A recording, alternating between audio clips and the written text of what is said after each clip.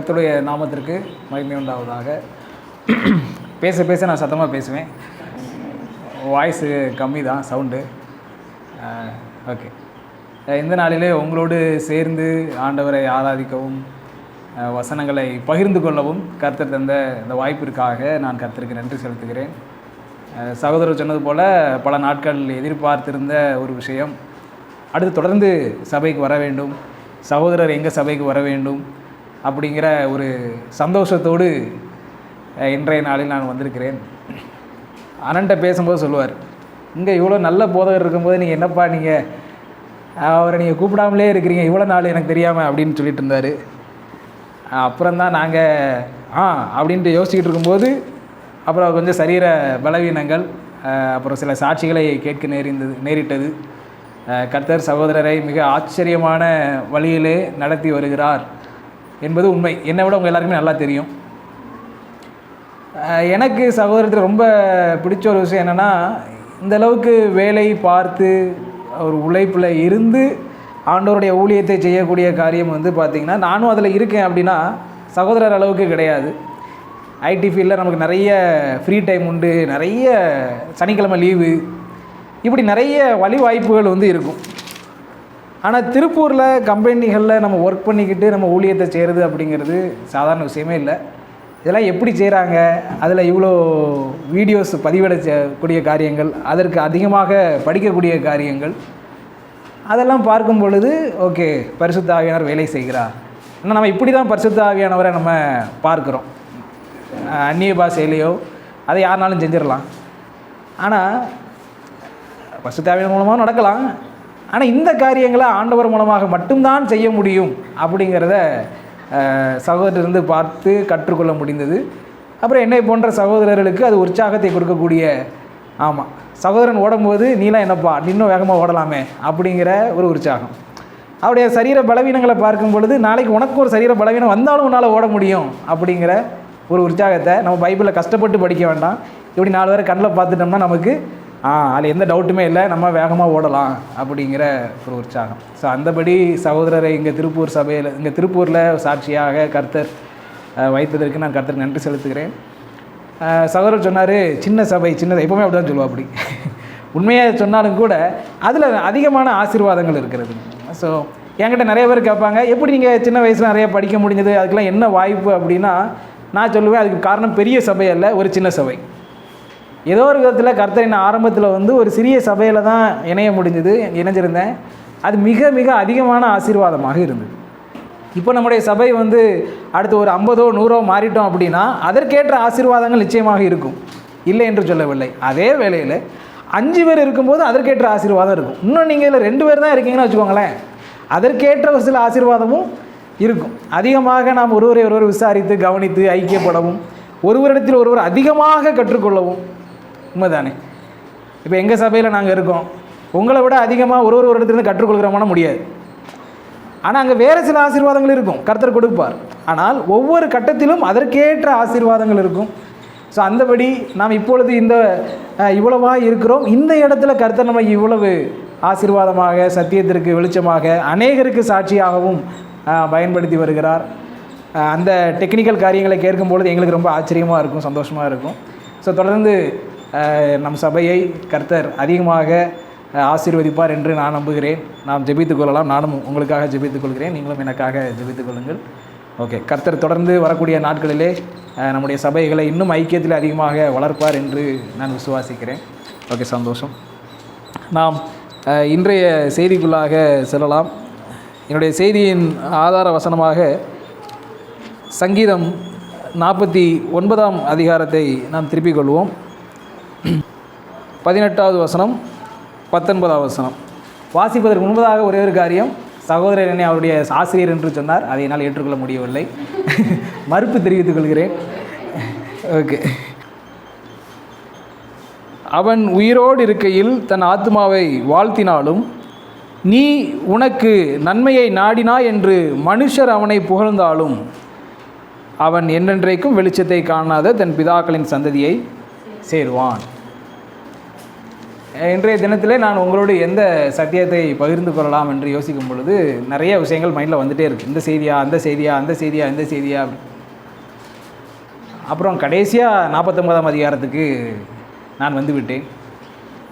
So இந்த அதிகாரத்தில் நீங்கள் இப்போ நம்ம பார்த்தோம் அப்படின்னா நம்ம வாசித்த வசனத்தை சிந்திக்கலாம். ஆனால் இந்த அதிகாரத்தை நாம் புரிந்து கொள்வதற்கு எளிமையாக ரொம்ப டீப்பாக பேக்ரவுண்டு போக வேண்டாம், எளிமையாக நம்ம புரிந்து கொள்ளலாம் அப்படின்னா 49ஆம் சங்கீதத்தை பாடக்கூடியவர்கள் தாவீது அல்ல, யார்? கோராகின் புத்திரர்கள். இந்த கோராவின் புத்திரர்கள் என்ன சொல்கிறாங்க பாருங்கள். முதல் வசனம், 2வது வசனம், 3ஆம் வசனம். ஜனங்களே நீங்கள் எல்லாரும் இதை கேளுங்கள். இப்படி தானே ஆரம்பிக்கிறது. ஜனங்களே எல்லாரும் நீங்கள் கேளுங்கள். எல்லாருக்கும் இவங்க என்ன சொல்ல வராங்க? பூமியின் குடிகளே, ஜனங்களே பூமியின் குடிகளே என்றுதான் அவர்கள் பேசுகிறார்கள். சிறியோரும் பெரியோரும் ஐஸ்வர்யவான்களும் எளியவர்களும் ஆகிய நீங்கள் எல்லோருமே ஏகமாய் செவி கொடுங்கள். ஸோ எல்லாருக்குமான சத்தியமாக ஒரு சத்தியத்தை கோராகின் புத்திரர்கள் சொல்கிறார்கள். சிறியோர் பெரியோர் என்றால் என்ன அர்த்தம்? நாம் நினச்சிக்கிறோம் சின்ன பிள்ளைங்களும் கவனமாக கேளுங்க, பெரியவங்களும் கேளுங்க, நினச்சிக்கிட்டால் தவறு இல்லை. ஆனால் அவங்க சொல்லக்கூடிய காரியம் என்னவென்றால், சமூகத்திலே மிகச் சிறியவர்களாக இருக்கக்கூடியவர்களும் சமூகத்திலே கொஞ்சம் ஸ்டேட்டஸாக இருக்கக்கூடியவங்களும் 2 பேருமே கேளுங்க. அடுத்து அதை இன்னும் தெளிவாக சொல்கிறாரு, எளியவர்களும் கேளுங்க, ஐஸ்வர்யவான்களும் கேளுங்க. எல்லாருக்குமான சத்தியமாக ஒன்றை நான் சொல்லுகிறேன். எல்லா ஜனங்களுக்கும் பூமியின் குடிகளுக்குமான ஒரு சத்தியத்தை நாங்கள் சொல்லுகிறோம். இன்னும் அவங்க சத்தியத்தை குறித்து சொல்லும்போது என்ன சொல்கிறாங்க? 3ஆம் வசனத்தில், என் வாய் ஞானத்தை பேசும், என் இருதயம் உணர்வை தியானிக்கும். என் வாய் ஞானத்தை பேசும், என் இருதயம் உணர்வை தியானிக்கும். இப்போ இந்த வசனத்தை வேதாகமத்தில் இந்த ஆசிரியர்கள் எழுதும் பொழுது ஆவியானவருடைய நடத்துதலினால தான் என்ன பண்ணியிருப்பாங்க? எழுதுவாங்க. இன்றைக்கி நம்ம எல்லோரும் கேட்குற மாதிரி எதுக்கெடுத்தாலும் ஆவியாரம் நடத்துகிறாரு சொல்கிறாருங்கிற அடிப்படையிலலாம் வேதாம காலத்தில் இருக்காது. அவங்க ஒரு விஷயத்தை எழுதுனாங்கன்னா உண்மையாகவே ஆவியானவருடைய நடத்துதலினால் தான் என்ன பண்ணுறாங்க? எழுதுகிறாங்க. அப்போ அந்த கோராகின் புத்திரர்கள் சபைக்கு, அங்கே இருக்கக்கூடிய எல்லா ஜனங்களுக்கும் ஒரு சத்தியத்தை பாடலாக பாடுகிறார்கள். ஆவியானவர் அவர் உள்ளத்தில் ஏவுகிறார், இதை வேத சத்தியமாக நீ என்ன பண்ணு, எழுது. இது மெய்யாகவே வேத சத்தியம்தான், இது மெய்யாகவே ஞானம்தான். ஓகே. அதனால இந்த கோராகின் புத்திரர்கள் அவங்களுடைய செய்தியை பதிவு செய்யும் பொழுது எப்படி சொல்கிறாங்க? நாங்கள் உண்மையாகவே எதைத்தான் போதிக்கிறோம்? ஞானத்தை போதிக்கிறோம். இவங்க ஞானத்தை தான் போதிக்கிறாங்க அப்படின்னு ஆவியானவரும் அவர்களை ஏவியதுனாலே தான், அங்கீகரித்ததினாலே தான் அவங்க அந்த வார்த்தையும் சேர்த்து எழுதுகிறாங்க. நாங்கள் போதிக்கக்கூடிய இந்த சத்தியம் ஞானமான சத்தியம், உணர்வை தரக்கூடிய சத்தியம். ஓகே. ஸோ இதுதான் இப்போ இந்த புத்தகத்துடைய பேக்ரவுண்ட். ரைட்டு. அப்போ நம்ம 49ஆம் சங்கீதத்தை நம்ம படிக்க போகிறோம். அந்த சங்கீதத்தை போதிக்கக்கூடிய, ஏற்கனவே ஒருத்தர் போதிச்சிட்டார், நான் போதிக்க வரலை, போதிக்கக்கூடியவர் என்னெல்லாம் சொல்கிறாரு? நான் சொல்லக்கூடிய இந்த சத்தியமானது எல்லா மனிதர்களுக்குமானது, பெரியோர்கள் சிறியோர்கள் எல்லாருக்குமானது, எளியவர்கள் ஐஸ்வர்யவான்கள் எல்லாருக்குமானது, பூமியின் சகல ஜனங்களுக்குமானது, குடிகளுக்குமானது. மெய்யாகவே இது ஞானத்தை கொடுக்கக்கூடியது, உணர்வை தரக்கூடியது. அப்போ இதை நமக்கும் இன்றைக்கி நம்ம இதை தியானிக்கும் பொழுது பிரயோஜனமாக இருக்கும்.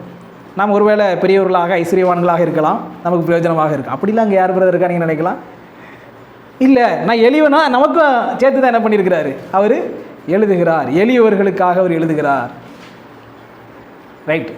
அப்படி இந்த ஞானத்தை அவங்க பதிவு செய்கிறார். வேதாகமம் முழுவதுமாக நிறைய ஞான வார்த்தைகள் இருக்கிறது, உணர்வை தரக்கூடிய சத்தியங்கள் நிறைய இருக்கிறது. ஆனால் இந்த அதிகாரத்தில் என்ன ஞானத்தை நமக்கு அவர்கள் கற்றுக் கொடுக்கிறார்கள்? அதைத்தான் ஒரு சிறிய வசனமாக நாம் முதல்ல அந்த வசனத்தை வாசித்தோம். 18வது வசனம் என்ன ஞானத்தை நமக்கு கற்றுக் கொடுக்குறாங்க பாருங்கள். அவன் உயிரோடு இருக்கையில் தன் ஆத்மாவை வாழ்த்தினாலும், நீ உனக்கு நன்மையை நாடினா என்று மனுஷர் அவனை புகழ்ந்தாலும். இங்கே யாரையோ பற்றி இவங்க பேசுகிறாங்க. அவன் அப்படிங்கிற வார்த்தை யாரை குறிக்குது பாருங்கள்? யாரோ ஒருத்தனாமா. அவர் என்ன பண்ணுறாரு? உயிரோடு இருக்கையில் தன் ஆத்மாவை வாழ்த்தினான் என்று பார்க்கிறோம். அந்த மனுஷனை நீங்கள் ஒரு மனுஷனை ஞாபகம் வச்சுக்கோங்க. அந்த மனுஷன் என்ன பண்ணுறாப்புல? உயிரோடு இருக்கும் பொழுது தன் ஆத்மாவை வாழ்த்தினான். நீங்கள் நல்லா இருக்கீங்களான்னு கேட்டால் நீங்கள் என்ன சொல்லுவீங்க? நல்லா இல்லைனாலும் ஒரு ஃபார்மாலிட்டிக்கு என்னைக்காவது நல்லா இல்லை அப்படின்னு சொல்லியிருக்கீங்களா? நல்லா இல்லை என்றாலும் சொல்ல மாட்டோம். ரைட்டா? வேறு வழி இல்லை.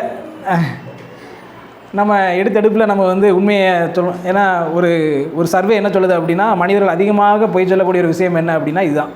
என்னது ஹவ்வாரின்னு கேட்டால் நம்ம என்ன சொல்லிடுவோம்? ஐ எம் ஃபைன்ருவோம். இதுதான் உலகத்திலே அதிகமான பொய்யான விஷயம் என்னது இது.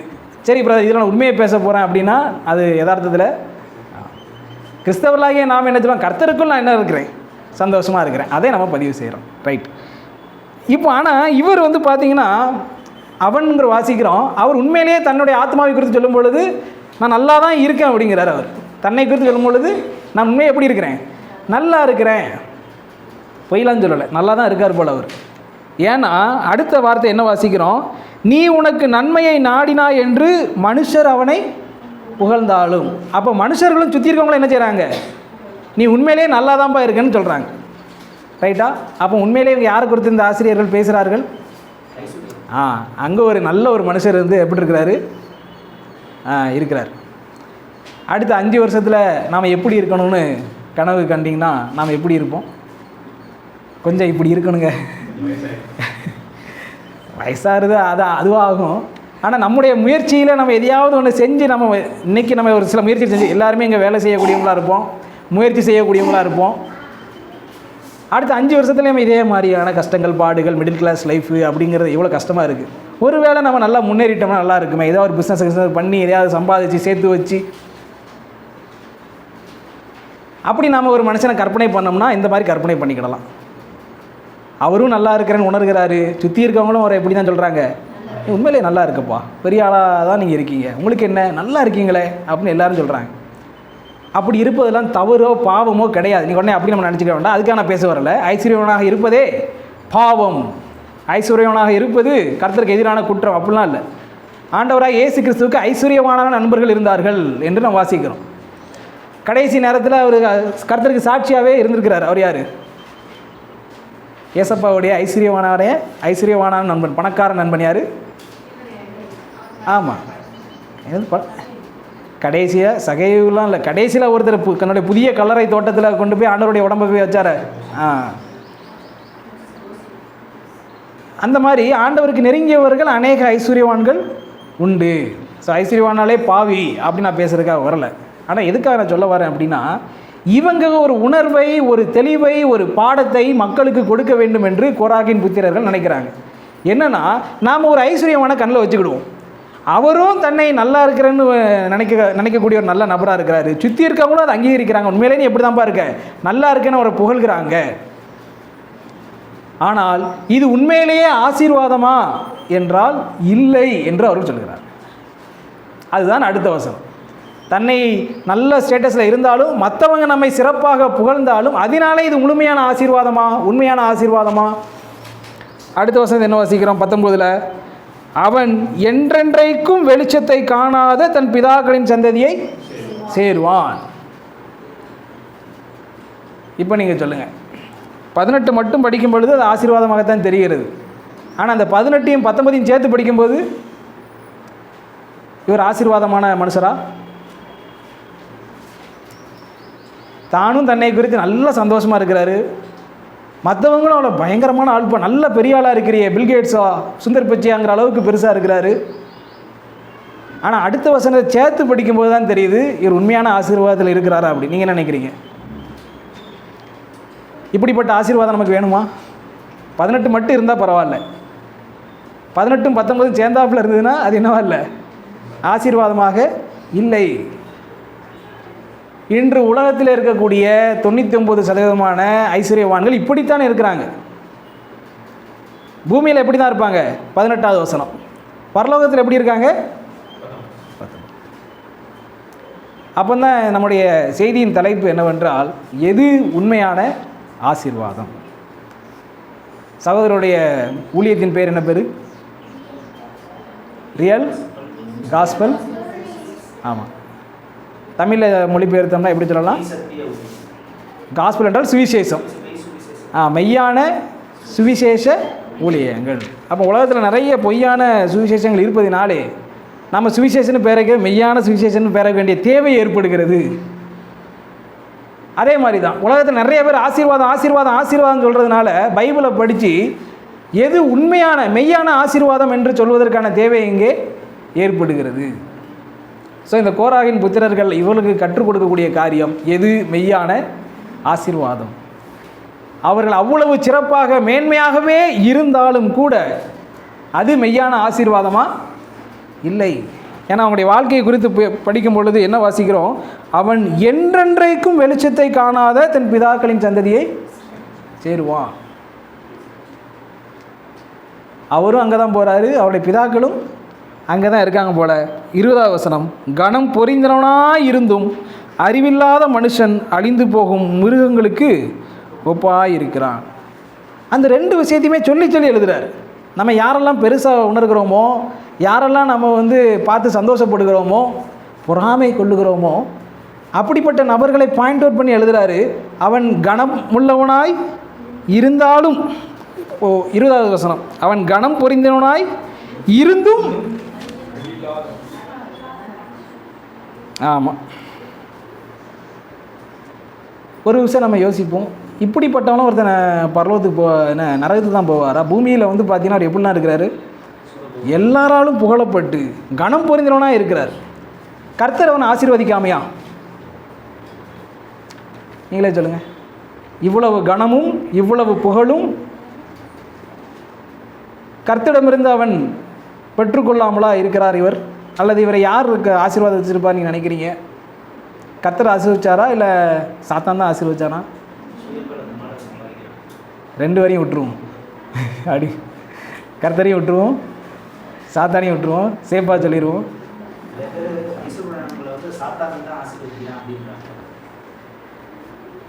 நம்ம ஆண்டவராக இயேசு கிறிஸ்துவை பார்த்து சாத்தான் சொன்னது அதான், என்ன வழிபடு, உனக்கு என்ன தரேன்? ஆமாம், நான் தாண்டா ஆசீர்வாதம் தரக்கூடிய ஒரே ஆள். அவரையே என்ன பண்ணுறான்? ஆண்டவரை என்னாலேயே ஆசீர்வாதம் தர முடியும், உங்களுக்கு நான் இந்த பூமியில் இருக்கக்கூடிய எல்லாத்தையும் தரேன் என்று பொய்யா சொல்லுவார் நினைக்கிறீங்க? இன்று அநேகர், நான் நினைக்கிறேன், கர்த்தரால் ஆசீர்வதிக்கப்பட்டதை விட சாத்தானால் ஆசீர்வதிக்கப்பட்டவர்கள் அநேகர் என்று நினைக்கிறேன். என்ன புரியலையே? அது என்ன சாத்தானால் ஆசீர்வதிக்கப்பட்டவர்கள் அநேகர்? ஆமாம், தங்களுடைய ஆசீர்வாதமே தேவனை காண விடாமல் செய்வது. அது எப்படிப்பட்ட ஆசீர்வாதம்? புரிகிறதா? இன்றைக்கி அநேகருக்கு எப்படி இருக்கிறது? அவருடைய ஆசீர்வாதமே ஆமாம் கர்த்தரிடத்தில் வருவதற்கு தடையாக இருக்கிறது. அவர்களுடைய ஆசீர்வாதமே, ஆசீர்வாதம் வேண்டும் என்று கர்த்தரை விட்டு பின்வாங்கக்கூடியவர்கள் அநேகராக இருக்கிறார்கள். இதெல்லாம் யாருடைய ஆசீர்வாதமாக இருக்கும்? பிசாசம் ஆசீர்வதிக்க முடியும், ஏற்றுக்கொள்ள மறுக்கிறதா? ஆமாம், ஆண்டவர்கிட்டே தைரியமாக சொல்லும் பொழுது பிசாசால் என்ன செய்ய முடியும்? ஆசீர்வதிக்க முடியும். ஏன்னா இந்த பழைய ஏற்பாடு முழுவதுமாக ஒரு சத்தியம், சரி, ஒரு பாவம் அதிகமாக பேசப்பட்டதுன்னா எந்த பாவத்தை நம்ம சொல்லலாம்? நிறைய பாவங்களை வேதாகம் பேசுது. குவிஸ் நான் ஒன்று கேட்குறேன், பழைய ஏற்பாட்டில் எந்த பாவம் மிக அதிகமாக பேசப்பட்டு இருக்கிறது? மிக சரியான பதில், விக்கிரக ஆராதனை. அடுத்த கேள்வி நமக்கு வரணும், நம்ம ஆளுங்க ஏன் இந்த அளவு விக்கிரக ஆராதனையில் போய் விழுறாங்க? அவ்வளவுதான். ஒரு பாவம் மிக அதிகமாக வேதாகமத்தில் பேசப்பட்டிருக்கிறது, நம்ம அதை மட்டும் பார்க்கக்கூடாது. ஏன் அந்த பாவம் மிக அதிகமாக செய்யப்படுகிறது? அந்த ஒரே ஒரு விஷயம் தான். நமக்கு என்ன தேவை? ஆசீர்வாதம். இந்த கடவுளா அந்த கடவுளாங்கிறதே கிடையாது, எனக்கு தேவை ஆசீர்வாதம். அது எந்த கடவுள் கொடுத்தா என்ன? ரைட்டா? அதனால் எல்லா கடவுளையும் கும்பிட்டு வைப்போம். நிறைய பேர் அப்படி தான், எந்த கடவுளையும் பகைச்சிக்காமல் ஆமாம் கும்பிட்டு வைப்போம். சர்ச்சுக்கு போயிடுவோம், மற்ற எந்த கடையும் பகைச்சிக்கிட வேண்டாம், கோயிலுக்கே போகாட்டியும் பகைச்சிக்கிட வேண்டாம் அப்படிங்கிற நிலப்பாட்டில் இருக்காங்க. ஆசீர்வாதத்தை குறித்த ஒரு புரிதல் அவர்களுக்கு இல்லை. சரி, இங்கே வந்தோம் அப்படின்னா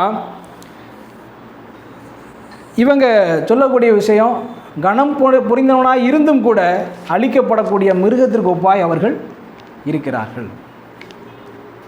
சரி, அப்போ நாம் இன்றைக்கி என்ன பண்ண போகிறோம் அப்படின்னா, எது உண்மையான ஆசீர்வாதம் என்று வேதாகமத்திலிருந்து கற்றுக்கொள்ள போகிறோம்.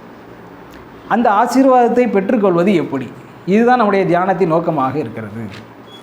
அதனால் நான் செல்வத்திற்கோ உங்களுடைய வளர்ச்சிக்கோ எதிராக பேச நான் வரவில்லை. ஐஸ்வர்யமாக இருப்பது பாவம் கிடையாது இல்லையா? பைபிள் என்ன போட்டிருக்கு? ஊசி, ஒட்டகம் அது கூட போயிடும். ஐஸ்வர்யவானால அதனால் ஐஸ்வர்யமான ஆனால் பாவம் அப்படின்லாம் வேறு வேதம் சொல்லலை. ரைட்டா? ஸோ நானுமே ஐஸ்வர்யவானாக இருப்பது பாவம் என்று சொல்லவில்லை. நான் ஐஸ்வர்யவான் ஆகணும்னு நினைக்கிறேன், விரும்புகிறேன். நல்ல வழியில், ரெண்டாவது போதுமென்ற மனதோடு நல்ல உழைப்பில் ஐஸ்வர்யவானாக வேண்டுமென்று நினைக்கிறேன். என்ன காரணம்? ஆனால் போகிற வழி எப்படி தான் இருக்கணும்?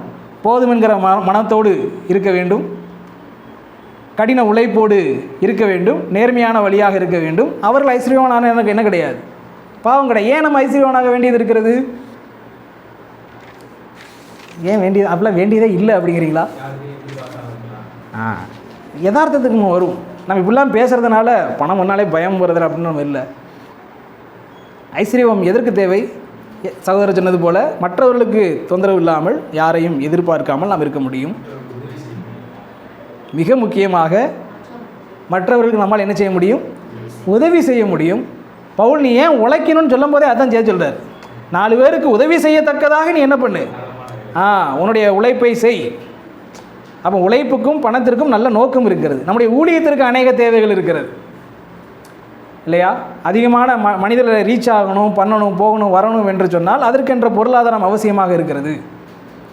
ஸோ அதனால் பணமே பாவம் என்று நான் சொல்ல வரவில்லை. ஆனால் வேதாகமம் நமக்கு கற்றுக் கொடுக்கக்கூடிய ஆசீர்வாதம் என்ன, மேன்மையான ஆசீர்வாதம் என்ன, எது ஆசீர்வாதம் அல்ல, எது போதுமான முழுமையான ஆசீர்வாதம் அல்ல என்று நாம் தியானிக்க இருக்கிறோம். அப்போ இதுவரை நம்ம என்ன தியானிச்சிருக்கோம்? இந்த அளவுக்கு ஒரு மனுஷன் இருந்தாலும் கூட அவரை நீங்கள் ஞாபகம் வச்சுக்கோங்க, அவர் தன்னை நன்றாக பணக்காரர் என்று உணர்கிறார். ரெண்டாவது, மற்றவர்களாலும் புகழப்படுகிறார், கனம் பொருந்தியவனாக இருக்கிறார். ஆனால் இங்கே தான் போகிறார். புதிய ஏற்பாட்டிலையும் அப்படிப்பட்ட ஒரு மனுஷனை பார்க்க முடியும். ஆண்டவராக இயேசு கிறிஸ்து ஒரு கதை சொல்கிறாரு. அவங்ககிட்ட ஒரு மனுஷன் இருந்தான்ப்பா. அந்த மனுஷன் என்ன பண்ணுறான்? பயங்கரமான விளைச்சல்.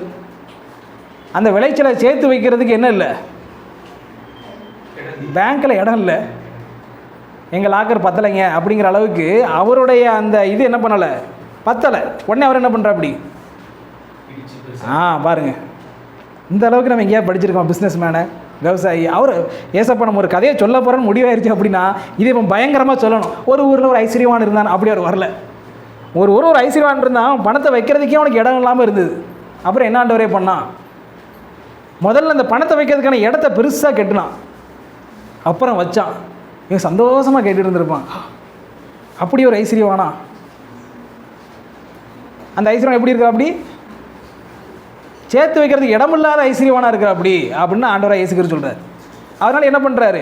முதல்ல தன்னுடைய களஞ்சியத்தை இடித்து அதை சேர்த்து வைக்கிறது கட்டி வைக்கிறாரு.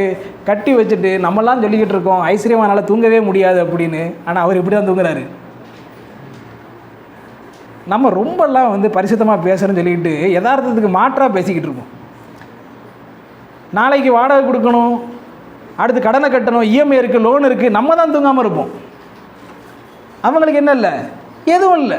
சில பேர் சில நோய்கள்னால சில பிரச்சனைகள் தூங்காமல் இருக்காங்க. அதுக்காக பணம் வச்சுருந்தாலே தூங்க அப்படிலாம் கிடையாது. போதுமான பணம் தேவை, நல்ல உறக்கத்திற்கு தேவை இருக்குது. ஒருவேளை கர்த்தர் நம்மை பாடுகளில் அனுமதித்தால் கர்த்தருடைய துணையோடு நம்ம நன்றாக உறங்கலாம், அது வேறு காரியம். ஆனால் போதுமான பணம் யாருக்காவது சிலர் சொல்லுவாங்க, பிரதர் ஒரே மனக்கவலையாக இருக்குது, போராட்டமாக இருக்குது, கஷ்டமாக இருக்குது, என்ன காரணம்னே தெரியலை அப்படிம்பாங்க. அவங்கள்ட்ட நாங்கள் கேட்கக்கூடிய கேள்வி, சரீரத்தில் எதுவும் ஆரோக்கிய குறைபாடா? இல்லைங்க பிரதர். அடுத்து நம்ம என்ன கேள்வி தான் கேட்போம்? ஆமாங்க பிரதர், அது கொஞ்சம் செலவு 20,000, வருமானம் 10,000 அப்படிம்பாங்க. அப்போ இதுதான் என்னவாக இருக்கும்? காரணமாக இருக்கும். ஸோ நல்ல சந்தோஷமாக ஒரு சமாதானத்தோடு இருப்பதற்கு போதுமான பொருளாதாரம் தேவையாக இருக்கிறது, அவசியமாக இருக்கிறது. போதுமான பொருளாதாரம் ரொம்ப கஷ்டமானதும் கிடையாது, அதையும் நான் சொல்லிடுறேன். திருப்பூரில் 10,000 ரூபாய்க்கு குறைவாக எனக்கு ஒரு வேலை கண்டுபிடிச்சி கொடுங்க, இந்த கண்டுபிடிச்சி கொடுக்க முடியுமா?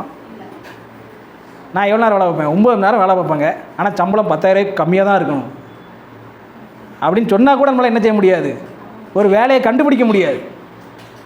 அப்போ குறைந்தபட்ச சம்பளம் 10 ரூபா 12 ரூபா எல்லா பக்கமும் என்ன பண்ணுது இருக்குது. ஸோ போதுமான வருமானத்தோடு சந்தோஷமாக இருக்கலாம். சரி, இப்போ ஏசப்பா கதைக்கு வந்துடுவோம். அவர் சொல்கிறாரு, அங்கே ஒரு ஐஸ்வர்யவான் இருக்கிறார், அவர் அந்தளவுக்கு பணக்காரராக இருக்கிறார். ரைட்டு.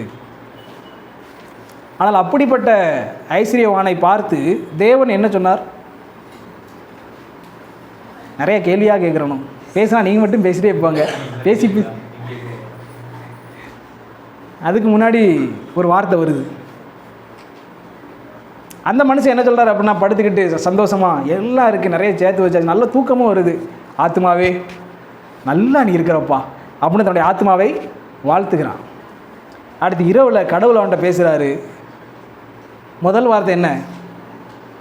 சரி, எடுத்து வாசிடுவோம். வசனத்தை வாசிக்காமல் ஏன் என்கிட்ட கதை சொல்கிறீங்க அப்படிங்கிறீங்க. லூக்கா 12வது அதிகாரம் 19. லூக்கா 12:19. அவன் என்ன சொல்கிறான் பாருங்க. பின்பு ஆத்மாவே உனக்காக அநேக வருஷங்களுக்கும் அநேக பொருள்கள் சேர்த்து வைக்கப்பட்டிருக்கிறது, நீ இளைப்பாரி புசித்து குடித்து பூரிப்பாயிரு என்று என் ஆத்மாவோடையே சொல்லுவேன் என்று சிந்தித்து சொல்லிக்கொண்டான். நல்ல ஐஸ்வர்யமானவன் இருக்கா, அப்படி நல்ல சமாதானமாகவும் இருக்கிறார். 20வது வசனம் எப்படி ஆரம்பிக்குது பாருங்க. இருங்க. தேவன் இப்படி சொன்னார் அப்படி தானே பைபிள் நிறைய இடத்துல வாசிப்போம். ஆனால் இந்த இடத்துல எப்படி வாசிக்கிறோம்? ஆமாம், நிறைய இடத்துல அப்படி வந்துச்சுன்னா நம்ம நின்று கொஞ்சம் யோசிக்கணும். பவுல் நிறைய இடத்துல அப்படி பேசுவார். நாம் பிடிச்சி நம்ம பார்த்திங்கன்னா பிசாசின் புத்திரர்களாக இருந்தோம், தேவனோ அப்படிம்பார் அடுத்த வார்த்தையில். ஆமாம், நாம் அக்கிரம கிரியைகள் உள்ளவங்களாக இருந்தோம், பிசாசின் புத்திரர்களாக இருந்தோம். எபேசியர் 2ஆம் அதிகாரத்தில் நீங்கள் அப்புறம் எடுத்துக்காங்க. அப்படி இருந்தவங்களை கடவுள் என்ன தான் பண்ணியிருக்கணும்? பிசாசின் பிள்ளைகளை, அக்கிரமக்காரர்களை கடவுள் என்ன தான் பண்ணியிருக்கணும்? அழிச்சு வந்திருக்கணும். ஆனால் தேவனோ இரக்கத்தில் ஐஸ்வர்யம் உள்ளவராய் அவருடைய குமாரனை கொடுத்து, அப்போ சொல்லும்போது இப்படிப்பட்ட அயோக்கியர்களை என்ன செய்திருக்க வேண்டும்? நீங்கள் வாழ்க்கையில் சில அயோக்கியர்களை பார்த்திருக்கிறீர்களா? இல்லை, அது அப்படி நான் அந்தளவுக்கு நான் கேட்க மாட்டேன். ஏன் அந்த வார்த்தையை பயன்படுத்துகிறேன் அப்படின்னா, நீங்கள் பாவிகளை பார்த்தீங்கன்னா முதல்ல நான் தான் ஒரு பாவி, அயோக்கியர்கள் அப்படின்னா அது நான் கிடையாது. பாவி அயோக்கியம் கிடையாது பிரதர், நம்ம இன்னும் உடைய பாவத்தை உணரலன்னு நினைக்கிறேன் அப்படின்னா. ரைட். அப்போ நம்மளால் அந்த வார்த்தையை ஏற்றுக்கொள்ள முடியல பாருங்கள். பவுல் அப்படி தான் பேசுகிறார் அந்த இடத்துல. பாவிகள்னு யூதர்களை சொல்லும் போது அவனால் சகித்து கொள்ளவே முடியாது. அப்போ அவர் சொல்கிறார், நம்மளும் அயோக்கியர்களாக, அது நீங்கள் அதோட ஆழத்தை புரிந்துக்கிற அந்த வார்த்தையை நான் பயன்படுத்துகிறேன். நம்மளும் அந்தளவுக்கு பாவிகளாக இருக்கிற அயோக்கியர்கள் அப்படின்னா அவங்களை என்ன பண்ணணும்? மன்னிச்சு விட்டுருங்க. ஏன்னா நம்மளை சொல்கிறோம்ல, அதனால தான் என்ன சொல்கிறேன், நாம் இந்த உலகத்தில் பார்க்கக்கூடிய அயோக்கியர்கள் பாவிகள் யார்? பஸ்ஸு கண்டக்டர் பயங்கர டென்ஷனாக இருப்பார், ஹவுஸ் ஓனர் பயங்கர டென்ஷனாக இருப்பாங்க. நம்ம ஒன்றும் நல்லா இருக்கலாம், பொதுவாக சொல்கிறேன் திருப்பூருக்குள்ளே அவங்கள மாதிரி. ஏன்னா இவ்வளோ பணக்காரங்களாக இருக்கீங்க, இவ்வளோ மோசமானவங்களாக இருக்கீங்க. நம்ம நிறைய அந்த மாதிரி ஏகப்பட்ட பேர் எப்படி தான் இருக்காங்க. அவங்களை குறித்து நம்ம நினைக்கும் போது எப்படி இருக்கும்? இவங்களுக்கெல்லாம் நரகம் பத்தாதுங்க, நெருப்பு பத்தாதுங்க. அப்படி இருக்கும் நமக்கு. பாவிகளாகிய நமக்கே பாவிகளை சகித்து கொள்ள முடியவில்லை. நம்மளும் பாவிகள் தான், ஆனால் என்னால் என்ன செய்ய முடியல? மற்ற பாவிகளை சகித்து கொள்ள முடியவில்லை. சில வேளைகளில் சிலரை பார்க்கும் பொழுது ஐயோ இவங்களை என்ன பண்ணுறதுன்னு தெரியலையே, ஆண்டவரே நான் எதுவும் பண்ண மாட்டேன், நீங்கள் பார்த்துக்கங்க அப்படிங்கிற அளவுக்கு நம்ம என்ன இருப்போம். ஆனால் அப்படிப்பட்ட மனிதர்களை குறித்து பவுல் பேசும் பொழுது, ஆனால் இவங்களை பாவிகளை கடவுள் எப்படி பார்க்கிறார்? தன்னுடைய ஒரே பேரான குமாரனை அனுப்பி அவர்களுக்காக மரிக்க வைத்து அவருடைய பாவங்களை மன்னித்து அதோடு அவர்களை விட்டுவிடாமல் மன்னிக்கப்பட்டவர்களை பரலோகத்திலே உயர்த்தி பரலோகத்திலே அமர்த்தி எல்லா ஆவிக்குரிய ஆசீர்வாதங்களையும் அவர்களுக்கு தந்து அப்படின்னு சொல்லும்போது தேவனோ எப்படி செஞ்சார் பார்த்தீங்களா அப்படிங்கிறார். இப்போ எபேசியர் 2ஆம் அதிகாரத்தில் படிக்கும். அந்த மாதிரி தான் லூக்கா இந்த அளவுக்கு ஒருத்தர் நல்ல ஆசீர்வாதமாக இருக்கிறாருங்க. ஆனால் தேவன் அவனை பார்த்து என்ன சொன்னார்? முதல் வார்த்தை, நான் உனக்கு விளக்கம்லாம் அப்புறம் கொடுத்துக்கிறேன், ஆனால் நீ யார்? மதிகேடனே. மதிகேடனே, உன் ஆத்மா உன்னிடத்திலிருந்து இந்த ராத்திரியில் எடுத்துக்கொள்ளப்படும், அப்பொழுது நீ சேகரித்தவைகள் உன்னுடைய ஆத்மாவுக்கும் கேரண்டி இல்லை, உன்னுடைய பொருளுக்கும் கேரண்டி இல்லை, ரெண்டுக்கும் கேரண்டி இல்லை. அப்போ நீ யார் தான்? மதிகேடன். ஆனால் இந்த மனுஷனை பார்த்து இந்த உலக மக்கள் எப்படி பேசிக்கிட்டு இருப்பாங்க, அதையும் நம்ம யோசிச்சு பார்க்கணும். இவரை குறித்து ஒற்றை வார்த்தையில் சொல்லலாம்னா என்ன சொல்லுவோம்? Successful man. Successful man. எந்த அளவுக்கு சக்ஸஸ்? சேர்த்து வைக்க முடியாத அளவுக்கு சக்ஸஸ். சக்ஸஸ். அவர் பாருங்கள் 19, உனக்காக அநேக வருஷங்களுக்கும் அநேக பொருள்கள் சேர்த்து வைக்க. நம்ம என்ன சொல்லுவோம்? Successful man. மனிதர்கள். கடவுள் என்ன சொல்லுவார்? Successful fool. அப்படி சேர்த்து சொல்லுங்க. தமிழ் வார்த்தை என்ன சொல்ல சக்ஸஸ்ஃபுல்லுக்கு? வெற்றியாளர். தேவன் என்ன சொல்லுவார்? வெற்றியுள்ள மூடன், மதிகேடன். வெற்றியுள்ள மதிகேடன்.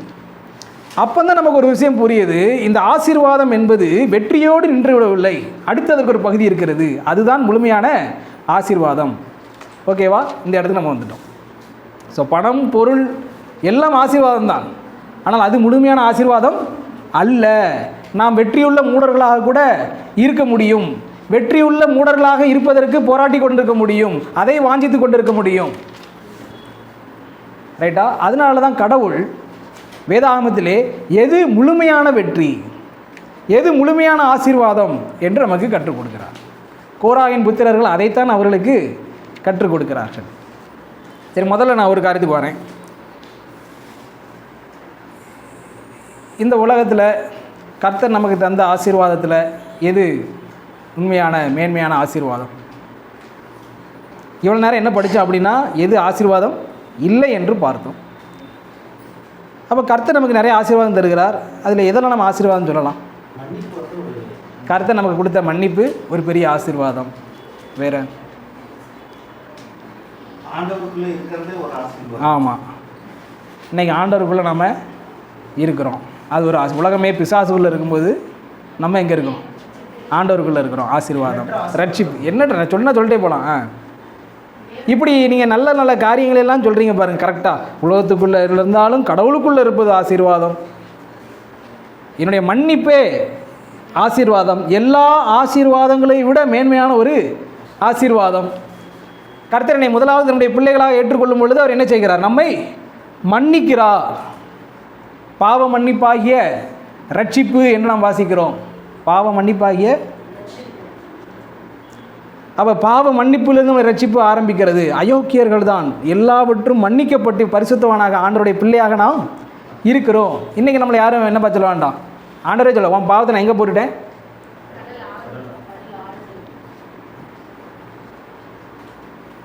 நானே மறந்துட்டேன் அப்படிங்கிறார். நீங்கள் சொல்லுங்கள், ஆண்டவரால் மறக்க முடியுமா? ஆண்டவரால் ஏதாவது மறக்க முடியுமா? மனுஷன் மறப்பான். லிட்டரலாக ஆண்டவரால் மறக்க முடியாது. ஆண்டவருக்கு மறதி என்ற ஒன்றே கிடையாது. ஆனாலும் அவர் சொல்கிறார், அது நினைவு கூற மாட்டேன். ஆமாம், அதை மைண்டில் வச்சிருக்க மாட்டேன். ஆமாம், அதை என்ன பண்ணிட்டேன்? ரொம்ப தூரத்தில் எடுத்து போட்டுட்டேன். கிழக்குக்கும் மேற்குக்கும் எவ்வளவு தூரமோ.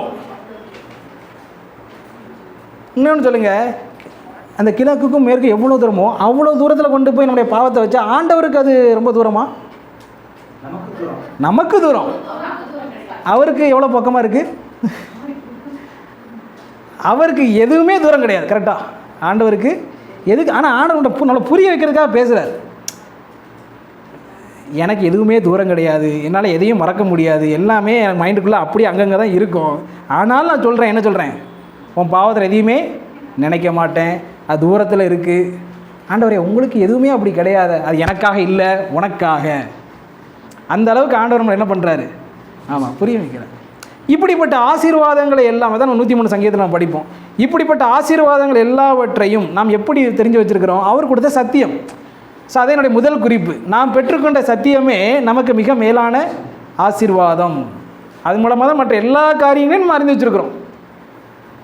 உங்களுடைய ஆசீர்வாதம் என்ன அப்படின்னா, எனக்கு எதுவுமே இல்லை, ஆனால் ஆண்டவர் என்னை மன்னிச்சிருக்கிறார். என்னது அப்படின்னு சொல்கிறோமா? அதுதான் ஆசீர்வாதம். சத்தியத்தை நாம் என்ன பண்ணியிருக்கிறோம்? உணர்ந்து இருக்கிறோம். ஆண்டவராக இயேசு கிறிஸ்துவிட்ட சீடர்கள் போனாங்க. போய், ஆண்டவரே, பரலோக ராஜ்யத்தை குறித்த சத்தியங்கள் அப்படின்னு சொல்லி நீங்கள் நிறையா சொன்னீங்க, நாங்களும் கேட்டோம், ஆனால் எங்களுக்கு ஒன்றும் புரியலை ஆண்டவரே. உடனே அதுக்கு ஆண்டவர் ஒரு வார்த்தை சொன்னார் அவங்கள்ட்ட. யாருக்கா நினைவு இருக்குதா?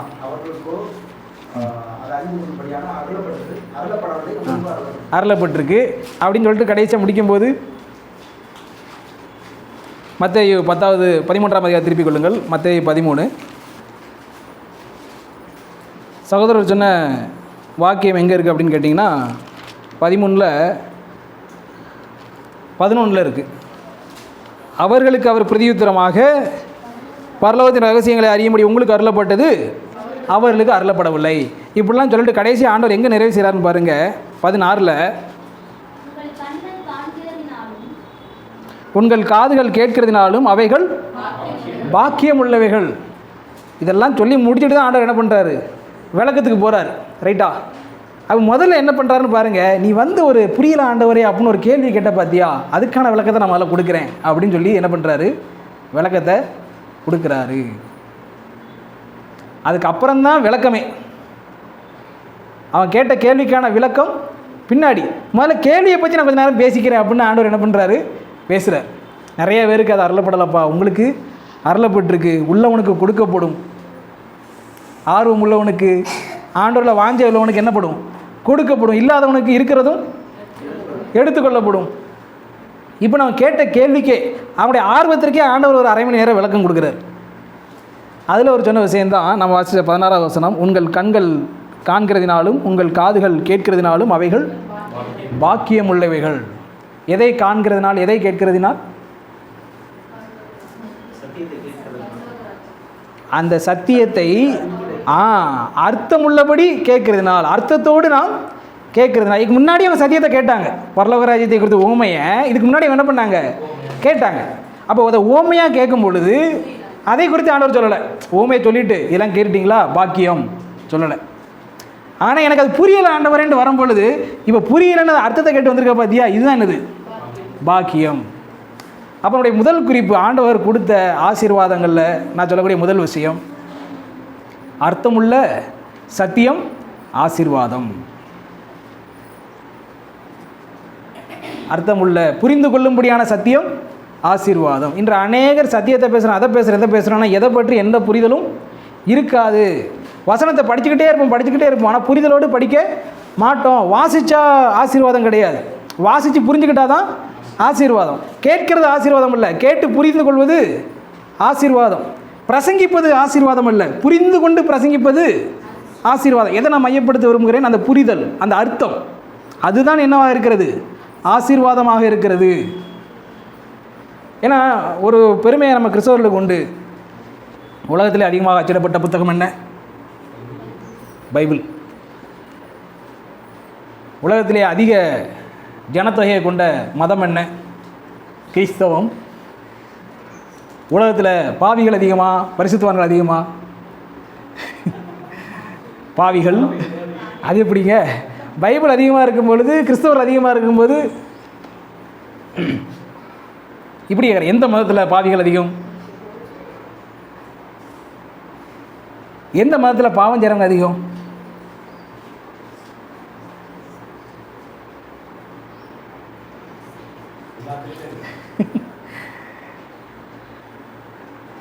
அதனால தான் நமக்கு ஒன்று புரியுது, அதிகம். அதனால அதான் நம்ம சொல்ல முடியலைனாலும் கொஞ்சம் தொண்டை சிக்குதுங்க அப்படின்னு சொன்னாலும் அது உண்மையாக இருக்குது. அப்போ பரவாயில்ல, அது உண்மையாக. அதனால தான் தொண்டை சிக்குது நமக்கு. அப்போ என்னென்னா, அதிகப்படியான ஜனங்கள் அர்த்தத்தோடு வேதாகமத்தை படிப்பது இல்லை. அது அவர்களுக்கு ஆசீர்வாதமும் இல்லை. அதனால தான் முதல்ல நான் சொன்னேன், பெரிய பெரிய சபைகள் என்று நாம் சொல்லுகிறோம். அர்த்தத்தோடு சத்தியங்கள் பேசப்படுகிறதா, அர்த்தத்தோடு சத்தியங்கள் கேட்கப்படுகிறதா, புரிந்து கொள்ளப்படுகிறதா என்றால் இல்லை. என்னோடய ஆஃபீஸில் வந்து பார்த்திங்கன்னா நாங்கள் எல்லாருமே சாஃப்ட்வேர் இன்ஜினியர்ஸு, என்னை விட பெரிய பெரிய இன்ஜினியர்ஸு ஆஃபீஸர்ஸு அவங்கெல்லாம் வந்து பார்த்திங்கன்னா அதில் நிறைய கிறிஸ்டின்ஸ் உண்டு. அவங்களுக்குள்ளே என்ன உண்டுனா ஒரு குரூப் உண்டு. என்ன குரூப்பு? Christian fellowship group. எனக்கு ரொம்ப ஆசை, இவ்வளோ பெரிய ஆஃபீஸில் இவங்கெல்லாம் கிறிஸ்டியன் ஃபெல்லோஷிப் குரூப்னு வச்சுருக்காங்க. சாதாரணப்பட்ட மக்கள் கிடையாது. அவங்க என்ன பண்ணுவாங்கன்னா ஒவ்வொரு வெள்ளிக்கிழமையும் 1 மணிக்கு மதியானம் ஆஃபீஸ் டைம்லேயே அந்த மீட்டிங் வைப்பாங்க. யாராலையும் எந்த கேள்வியும் கேட்க முடியாது, ஏன்னா எல்லாம் பெரிய பெரிய ஆளுங்கள்லாம் இருக்கும். சந்தோஷம், சரி ஆஃபீஸ்லேயே எவ்வளோ கிறிஸ்டியன்ஸ் எல்லாம் பார்த்துட்டோமே அப்படின்னு ஆன்லைனில் அட்டன் பண்ணி உள்ளே போய்ட்டு வெளியில் வந்தோம்னா ரத்த கண்ணீரோடு வருவோம். ஏன்னா சந்தோஷமாக உள்ளே போனால் ரத்தத்தோடு வெளியில் வரேங்கிற மாதிரி. ஏன்னா ஒரு அரை மணி நேரம் பாட்டு, அந்த பாட்டு எப்படி போடாமல் நீங்கள் கடைசி புரிஞ்சுக்குவீங்க. அந்த பாட்டு அரை மணி நேரம் பாடினதுக்கப்புறம் சாட்சி பகுதின்னு, அந்த சாட்சி எப்படி நீங்களே புரிஞ்சுக்குவீங்க. ஆனால் கடைசி அவங்களுடைய செய்தி எப்படி இருக்கும் அப்படின்னா, இன்றைக்கி நாங்கள் ஜெபித்து கொண்டு இருந்தோம். அப்போ ஆண்டவர் ஒரு தரிசனத்தை கொடுத்தார். நம்முடைய பிரச்சனைகளுக்காக அங்கே மிகாவேல் தூதன் ரத்த கண்ணீரோடு சண்டை போட்டுக்கிட்டு இருக்கிறார், பயங்கரமாக ரத்த காயங்களோடு. யார்? மிகாவேல் தூதன். உடனே எனக்கு ரொம்ப வருத்தமாயிருச்சு, இன்னும் உங்களுக்கே இவ்வளோ பெரிய அடியா, எல்லாம் ஒன்றால் நீ ஒழுங்காக ஜெபிச்சேன்னா அடி கொஞ்சம் அதிகமாக என்னை பார்த்து அழுகிறத விட கொஞ்சம் அதிகமாக ஜெபி, நம்ம கொஞ்சம் பவர்ஃபுல்லாக சண்டை போடுவோம். அதனால் சகோதர சகோதரிகளே கொஞ்சம் அதிகமாக நீங்கள் என்ன பண்ணுங்கள், ஜெபியுங்க. நான் போய் என் கொல்லிக்கிட்ட, என்ன இந்த அளவுக்கு இப்படி பிரதர் அவங்க என்ன சொன்னாங்க, அதிகமாக ஜெபிக்க தானே சொன்னாங்க, அதில் என்ன பாவம் அப்படின்னு அடி போயிட்டார், கடந்து போயிட்டார். இப்படி தான் ஒவ்வொரு டைமும். அப்போ எங்களோட பாடல் எப்படி இருக்குன்னு பாருங்கள், எல்லாம் இப்படி தான் இருக்கும். இவங்க ஆசீர்வாதத்தில் இருக்காங்கன்னு நினைக்கிறீங்களா? நினைக்கிறோமா? நிறைய பைபிளோட வசனத்தை பேசுன்னு பேசிகிட்டே இருப்பாங்க, அர்த்தம் இருக்காது, சத்தியம் இருக்காது, புரிதல் இருக்காது. அதனால தான் நான் சொல்கிறேன், நாம் மிகவும் ஆசீர்வதிக்கப்பட்டவர்கள், நம்முடைய சபை ஆசீர்வதிக்கப்பட்டது. இவ்வளவு நாள் கர்த்தர் நம்மை மெய்யான ஆசீர்வாதத்திலே நடத்தி இருக்கிறார். அந்த அர்த்தம் மட்டும், அந்த உண்மை மட்டும் இல்லைன்னு வைங்களேன், நம்ம நித்தியமே கேள்விக்குறி தான். வாழ்க்கை பூரா பைபிள் படிக்கலாம், வாழ்க்கை முழுவதும் பைபிள் படிக்கலாம், ப்ரேயர் பண்ணலாம். ஆனால் அந்த பைபிளை சத்தியத்தோடு படிப்பது தான் என்னது? ஆசீர்வாதம். அர்த்தத்தோடு படிப்பது தான் ஆசீர்வாதம். அதைத்தான் ஆண்டவர் சொல்கிறாரு. அநேகருடைய கண்கள், அப்படி தான் அந்த வசனம் வருது 13.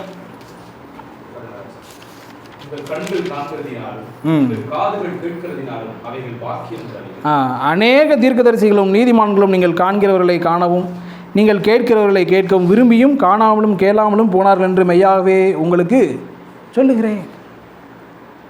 ஆனால் இன்றைக்கி ஆண்டவர் என்ன பண்ணியிருக்கிறார்? அவங்களுக்கு சில உண்மைகளை, சத்தியத்தை கொடுத்துருக்கிறாரு. அதே போல் நமக்கும் சத்தியத்தை கொடுத்துருக்கிறார். அதுதான் முதன்மையான ஆசீர்வாதமாக இருக்கிறது.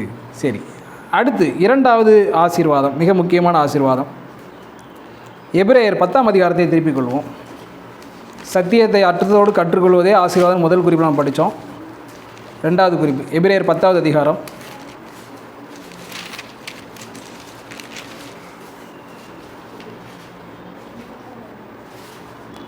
32வது வசனம். முந்தின நாட்களை நினைத்துக் கொள்ளுங்கள், நீங்கள் பிரகாசமாக்கப்பட்டிருந்த அந்த நாட்களில் உபத்திரவங்களாகிய மிகுந்த போராட்டத்தை செலுத்தீர்களே. நிந்தைகளாலும் உபத்திரவங்களாலும் நீங்கள் வேடிக்கையாக்கப்பட்டதும் அல்லாமல் அப்படி நடத்தப்பட்டவர்களுக்கு பங்காளிகளுமானீர்கள். போதும். இங்கே ஒரு சில மக்களை குறித்து பேசுகிறார், அவருடைய வாழ்க்கை காரியங்களை குறித்து பேசுகிறார், அவங்களுடைய அனுபவங்களை, வாழ்க்கையை குறித்து பேசுகிறார். அவங்களுடைய முந்தின நாட்கள் எப்படி இருந்தது நீங்கள் சொல்லுங்கள். அவங்களுடைய முந்தின, இப்போ நம்ம வந்து 32, 33 படித்தோம். அவங்களுடைய முந்தின நாட்களில் என்னவெல்லாம் இருந்தது, அதான் கேள்வி. அதாவது 32, 33 என்ன சொல்கிறாரு? முந்தின நாட்களை நினைத்து கொள்ளுங்கள், உங்களுடைய முந்தின நாட்களை நினைத்து கொள்ளுங்கள். அது எப்படி இருந்தது? நீங்கள் பிரகாசிக்கப்பட்டிருந்த அந்த நாட்களில் உபத்திரவங்களாகிய மிகுந்த போராட்டத்தை சகித்தீர்களே. நிந்தைகளாலும் உபத்திரவங்களாலும் நீங்கள் வேடிக்கையாக்கப்பட்டதும் அல்லாமல் அப்படி நடத்தப்பட்டவர்களுக்கு பங்காளிகளும் ஆனீர்கள். ஒரு கூட்ட மக்களை பார்த்து பேசுகிறாரு, உங்களுடைய முந்தின வாழ்க்கையில் என்னெல்லாம் இருந்தது அப்படின்னு. நான் கேட்குறேன், என்னெல்லாம் இருந்தது? அவர் சொன்னதை நீங்கள் பார்த்து சொல்லுங்கள். வசனத்தில் என்ன சொல்லியிருக்குன்னு நீங்கள் பார்த்து சொல்லுங்கள். அவங்க வாழ்க்கையில் என்னெல்லாம் இருந்தது? ரைட்டு, வந்துட்டீங்க. 1.1 நிந்தை, உபத்திரவம், மிகுந்த போராட்டம், வேடிக்கையாக்கப்படுதல். இருக்கிறதுலே ரொம்ப வலிக்குள்ளது என்னது? வேடிக்கையாக்கப்படுதல். நிந்தை, போராட்டம் அதெல்லாம் பரவாயில்லைங்க. ஆனால் ரொம்ப பிரச்சனை என்னது? அவமானப்படுத்தல், அசிங்கப்படுதல். அது நமக்கு மிகவும் அதிக வலியை தரும். அவங்க அதுக்குள்ளேயும் போகிறாங்க. வேடிக்கையாக்கப்பட்டது. அப்படி நடத்தப்படுபவர்களுக்கு அந்த வசனம் எப்படி ஆரம்பிக்குது பாருங்க. முந்தின நாட்கள் நினைத்து கொள்ளுங்கள், நீங்கள் பிரகாசமாக்கப்பட்டிருந்த, அந்த வார்த்தையை மட்டும் அண்டர்லைன் பண்ணிக்காங்க. நீங்கள்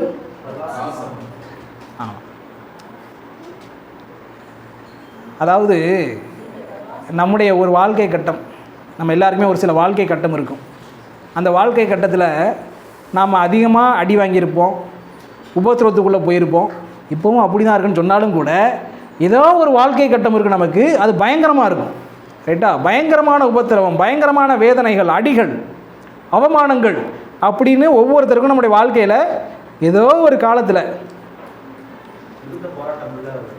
சூழ்நிலை, மிகுந்த போராட்டம் உள்ள ஒரு சூழ்நிலை, மிக வலியை தரக்கூடிய ஒரு சூழ்நிலை நம்ம எல்லாருமே போயிருந்திருப்போம்.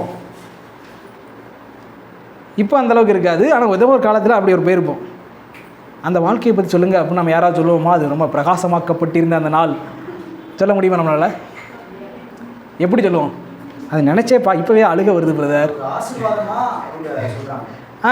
அதை தான் நான் சொல்கிறேன். அது எப்படி சொல்ல முடியும்? ரைட்டா? ஒருத்தர் ரொம்ப அதெல்லாம் பாதாளத்தில் கஷ்டப்பட்டு, அவமானப்படுத்தப்பட்டு, அசிங்கப்படுத்தப்பட்டு,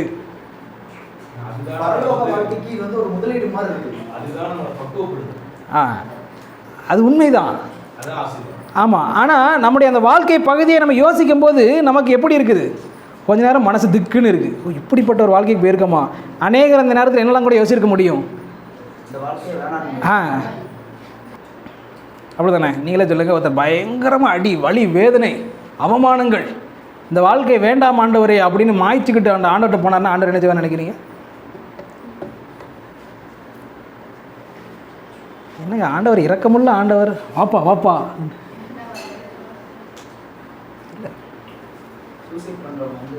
ஆமாம், சூசைட் நம்ம யோசிக்கும் போது அது கிறிஸ்தவர்களையும் கூட விட்டு வச்சதில்லை.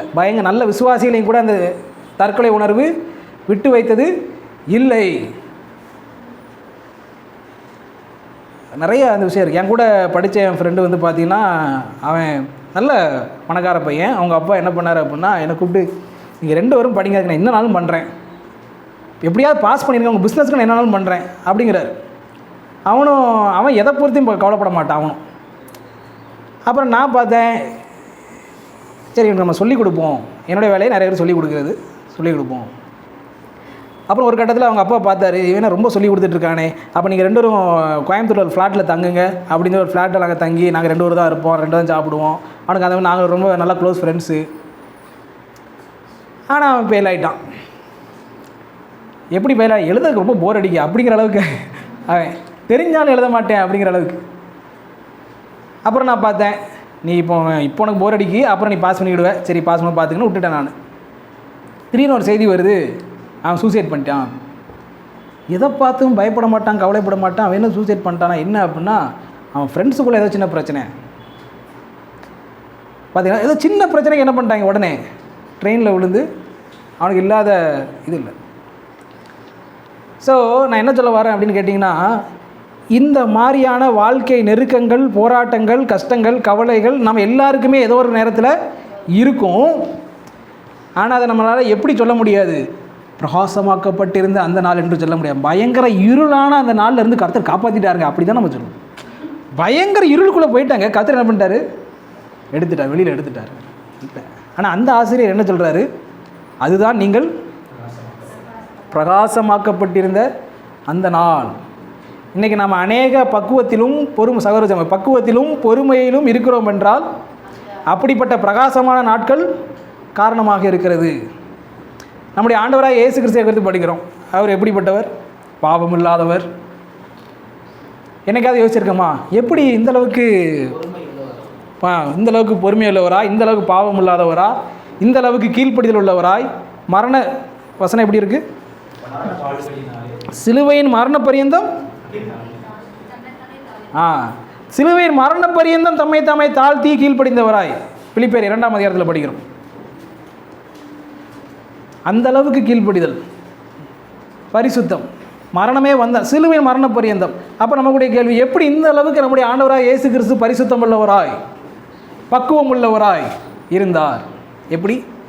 அந்த சூழ்நிலைகள் எல்லாம் அவர் ஏற்கனவே சந்திச்சு அதில் ஜெயப்பட்டிருக்கார். அதே எபிரேயர் புத்தகத்தில் படிக்கிறோம். ஆமாம், இந்த அளவுக்கு பாடுகளை நம்மை போலவே எல்லா பாடுகளையும் அனுபவித்ததுனால உபத்திரவங்களினால் நம்முடைய ரட்சிப்பின் அதிபதியை பூரணப்படுத்துவது அவர் தேவனுக்கு சித்தமாயிற்று. நம்முடைய ரட்சிப்பின் அதிபதியாகிய ஆண்டவராகிய இயேசு கிறிஸ்துவை எவ்விதமாக பிதா பூரணப்படுத்துகிறார், முழுமைப்படுத்துகிறார்? உபத்திரவங்களின் நாளே. எபிரேயர் 2வது அதிகாரம். இந்த வசனம்லாம் பைபிளில் எங்கே தாங்க இருக்குது அப்படின்னா உங்களுக்கு வசனத்தை வந்து உங்களுக்கு காமிச்சு கொடுக்கறதுக்காக நான் வரலை. அதையும் சேர்த்து சொல்லு, முழு வாழ்க்கை சம்பவம். ஆமாம் ஆமாம்.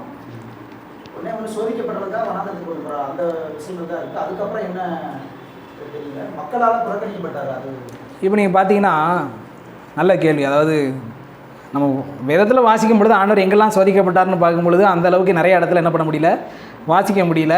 அவரை பார்க்கும்போதெல்லாம் நல்ல ஒரு ஹீரோவாக சுற்றிக்கிட்டு இருந்த மாதிரி தான் இருந்துச்சு. ஒரு ஊரில் வந்து பார்த்திங்கன்னா யாராலையுமே அந்த பக்கத்து போக முடியாத ஊராக இருக்குது. ஏன் யாராலையும் அந்த பக்கத்து போக முடியல? சுடுகாட்டு நாளே நம்ம பயமாக இருக்கும். அந்த சுடுகாட்டில் பேயை போல் ஒரு மனுஷன் இருக்கான். உண்மையிலே அவன் பேய் தான். சங்கிலி என்ன கட்டினாலும் அவனால் என்ன பண்ண முடியல, என்ன சங்கிலினாலும் அவனை கட்டி வைக்க முடியல. அப்போ இவனை என்ன தான் பண்ணுறது? அவனை கொலை பண்ணிட முடியுமா? முடியாது. சங்கிலியாலே கட்டுப்படுத்த முடியலையே, அவனை என்ன தான் பண்ண முடியும்? அந்த பக்கத்து யாருமே போயிருக்க மாட்டாங்க. ஆனால் இவர் ஒருத்தர் நடந்து போகிறார், அதுலேயே மிரண்டு போயிருப்பாங்க. இவர் யாராக இருக்கும், ஒருவேளை அடி வாங்க போகிறாரோ. ஆனால் நம்ம ஆசிரியர் அதை ஹீரோயிக்காக எழுதலை, திரைப்படம் மாதிரி எடுக்கலை. ஆனால் அந்த சம்பவங்களை படிக்கும் பொழுது இவர் எப்படி ஒரு ஹீரோவை போல தான் நடந்து போயிருப்பார். அங்கே தூரத்தில் வரும்போதே அவன் வந்து பொத்து வந்து காலில் விழுறான், ஆண்டவரே அப்படின்னு வந்து. ஸோ இந்த அளவுக்கு அவருடைய நிறைய சம்பவங்கள் இருக்குது. பயங்கர ஒரு ஹீரோயிசமாக நமக்கு தெரிஞ்சாலும் கூட அதெல்லாம் நம்முடைய விசுவாசத்தை பலப்படுத்துவதற்கும் இவர்தான் மேசியா என்பதை காண்பித்துக் கொடுப்பதற்குமாக அந்த சம்பவங்கள் தொகுக்கப்பட்டு எழுதியிருக்கிறது. அதிகமான சம்பவங்கள் அவருடைய பாடுகளையும் வேதாகமும் பதிவு செய்கிறது. அந்த 40 நாள் பிசாசு ஆண்டவராக இயேசு கிறிஸ்துவை சோதிக்கும் பொழுது கடைசி அந்த வசனத்தை நம்ம எப்படி வாசிப்போம் தெரியுமா? பிசாசு என்ன பண்ணா? ஆமாம், நீங்கள் போதகர் மட்டும்தான் சொல்கிறாரு. லூக்கா 4வது அதிகாரம் 13ஆம் வசனம். லூக்கா 4:13. பிசாசானவன் சோதனை எல்லாம் முடித்த பின்பு ஆனா எவ்வளோ நேரம்? சில காலம்தான். சரி, கொஞ்ச நாள் பிரேக் விட்டு அப்புறம் வரும். சரியா? சரி, அப்போ நம்ம இவ்வளோ நேரம் நம்ம என்ன தியானிச்சோம் அப்படின்னா, முதல்ல நாம் அர்த்தத்தோடு சத்தியங்களை கற்றுக்கொள்வது என்னவாக இருக்கிறது? பாக்கியமாக இருக்கிறது. மத்தேயு 13:16. அடுத்து நம்முடைய மிகப்பெரிய பாக்கியம் என்ன? உபத்திரவங்களிலே தேவன் நம்மை பூரணப்படுத்துகிறார், பக்குவப்படுத்துகிறார். அவருக்குள் நாம் அஸ்திபாரம் உள்ளவராக இருக்கிறோமே, அதுவே ஆசீர்வாதம். அது மட்டும் இல்லை, அவருக்குள் நாம் அஸ்திபாரம் உள்ளவராக இருக்கிறோமே, அதுவே ஆசீர்வாதம். இந்த எபிரேய விசுவாசிகள் அப்படித்தான் இருந்தார்கள். அவங்களை குறித்து சொல்லும் பொழுது என்ன சொல்கிறாங்க அந்த ஆசிரியர்? அவ்வளோ அடிபட்டீங்க, ஆனால் அது பேர் என்னது? பிரகாசமாக்கப்பட்டிருந்த அந்த நாள். இன்னும் சொல்லப்போனால் நீங்கள் அடிக்கப்பட்டதே பிரகாசம்னு அவர் சொல்ல வரல, உங்கள் வாழ்க்கையில் பிரகாசமான காலத்திலும் உங்களுக்கு அடி விழுந்தது அப்படி தான் சொல்ல வர. உங்கள் வாழ்க்கையின் மிக பிரகாசமான நாள் எது? அது நமக்கு ரட்சிப்பின் சமயம். இவங்க ஆண்டவராக இயேசு கிறிஸ்துவை ஏற்றுக்கொண்டு வந்த உடனே பிரகாசமாக்கப்பட்ட நாள், சந்தோஷமான நாள். அந்த நாள் அவங்களுக்கு என்னதான் விழுந்துச்சு? உபத்திரவம்.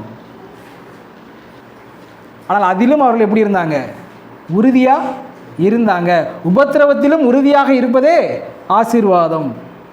அதுதான் படித்தோம். உபத்திரவத்திலும் உறுதியாக இருப்பது, உபத்திரவத்திலும் நம்ம அஸ்திபாரத்தோடு இருப்பது, ஆண்டவரே அஸ்திபாரம் என்று இருப்பது, அதுவே ஆசீர்வாதம். கடைசியாக 1 பேதுருவை திருப்பிக் கொள்ளுங்கள். 3ஆம் அதிகாரம் 9வது வசனம்.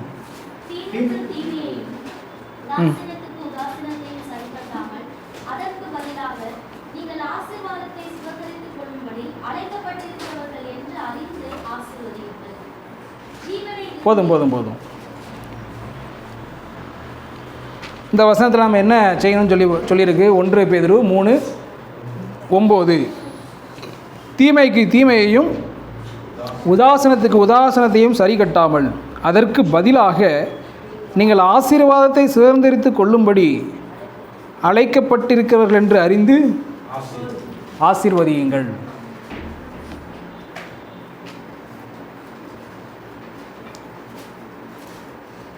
நீங்கள் மற்றவங்கள போய் ஆசீர்வதிங்க அப்படிங்கிறது இந்த கட்டளை கிடையாது.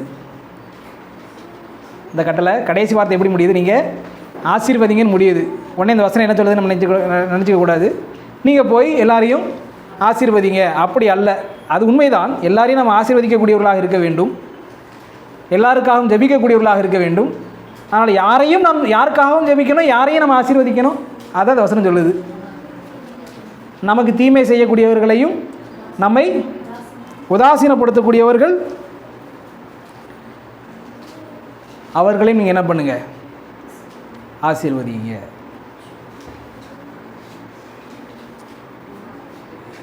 நம்மை உதாசீனப்படுத்தக்கூடியவர்களை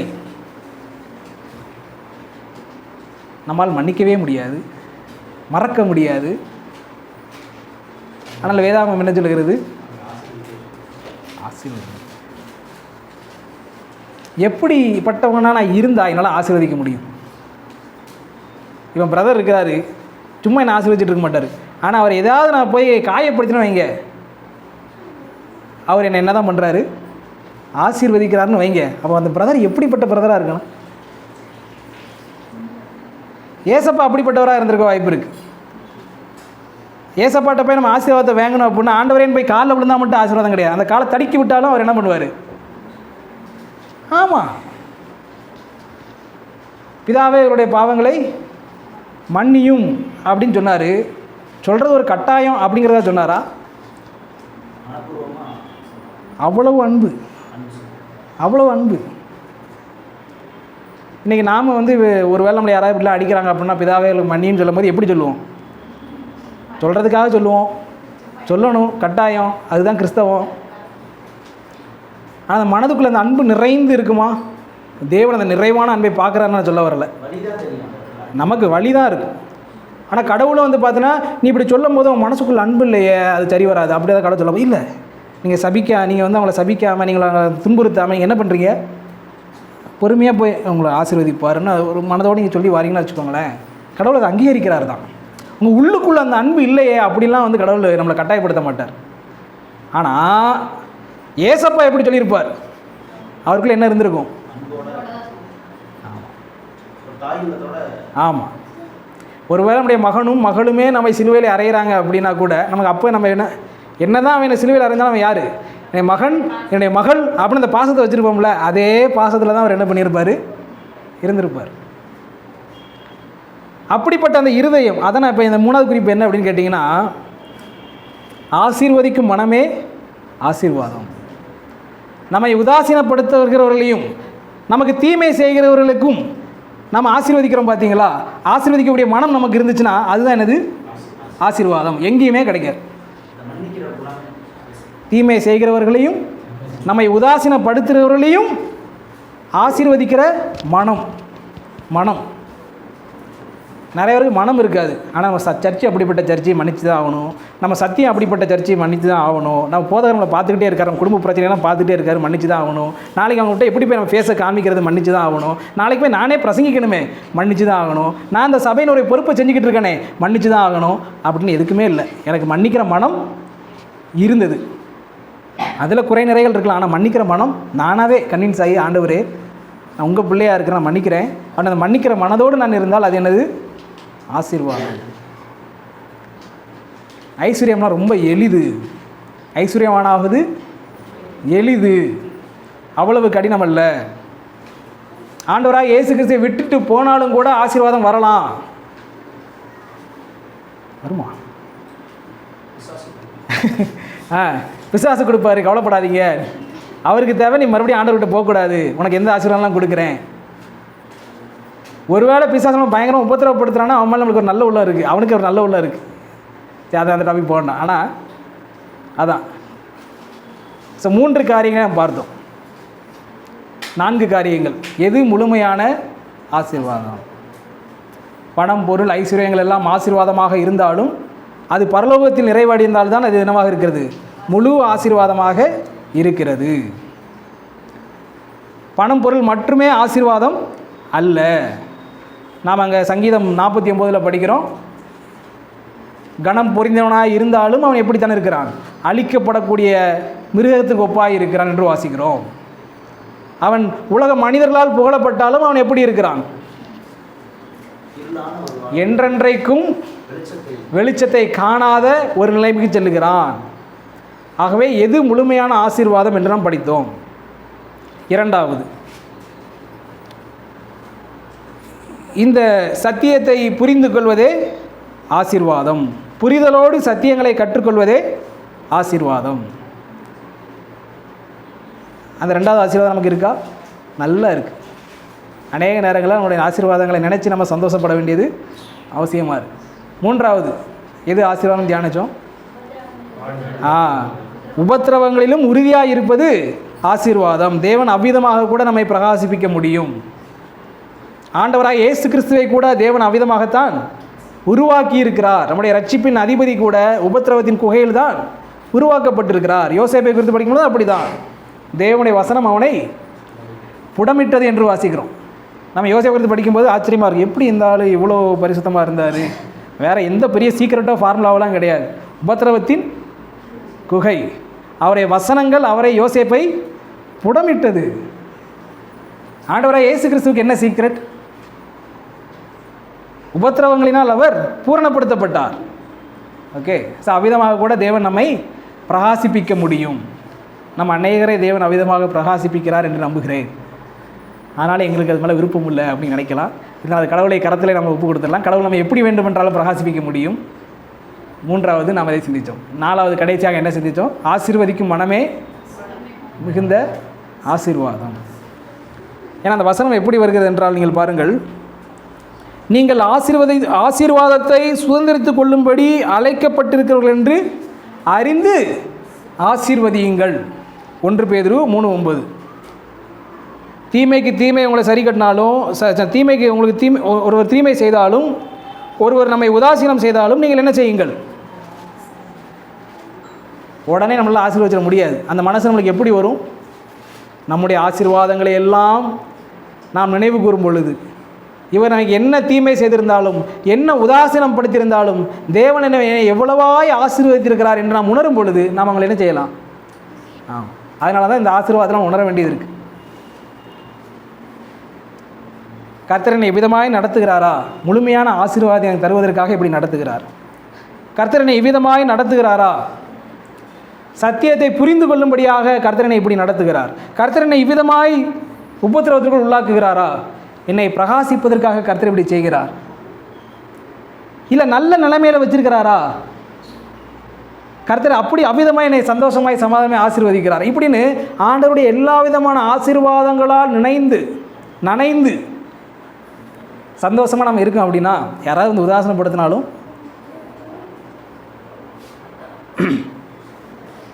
நாம் உதாசீனம் அடைய மாட்டோம். அதான் அங்கே பவுல் சொல்லும் பொழுது, அப்போஸ்தலர்களுக்குரிய அடையாளங்களாவன தேவனுடைய மெய்யான அப்போஸ்தலன் அதற்கு அடையாளம் அப்படின்னு சொல்லும் பொழுது அவர் என்ன சொன்னார்? நிறைய விஷயம் சொல்கிறார்.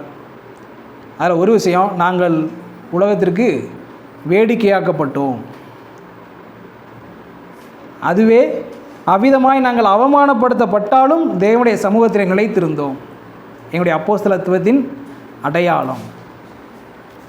இன்று கர்த்தர் நம்மையும் கூட அவ்விதமாய் உறுதிப்படுத்த முடியும். ஸோ இந்த ஆசீர்வாதங்களை எல்லாம் நாம் நினைவு கூறும் பொழுது யாரும் நம்மளை எதுவுமே பண்ண முடியாது. அப்படியே பண்ணாலும் நாம் மனம் பிறண்டு அவங்கள சபிக்கக்கூடியவர்களாக நாம் போய்விட மாட்டோம். கர்த்தர் இப்படிப்பட்ட ஆசீர்வதிக்கும் மனதை நமக்குள் உருவாக்குகிறார்.